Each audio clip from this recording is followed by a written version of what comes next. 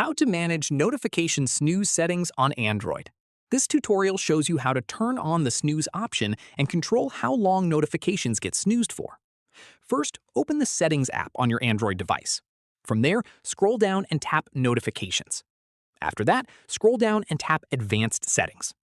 At this point, look for the toggle labeled Notification Snoozing and turn it on. From here, once that's enabled, you can swipe left on any notification in your notification panel, and a small snooze icon will appear next to it. Following this, tap the snooze icon, and the notification will be temporarily dismissed and come back after a set amount of time. After that, to change how long notifications get snoozed for, tap the drop-down that appears after tapping the snooze icon and choose your preferred duration from the options available. From here, you can also tap the settings icon next to the snooze option to find the default snooze duration setting and adjust it so every snoozed notification follows the same time interval automatically.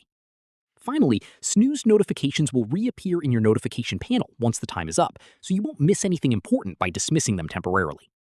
That's how you manage notification snooze settings on Android. If this helped, give it a like, subscribe for more tutorials, and ring the bell so you catch the next one. See you then!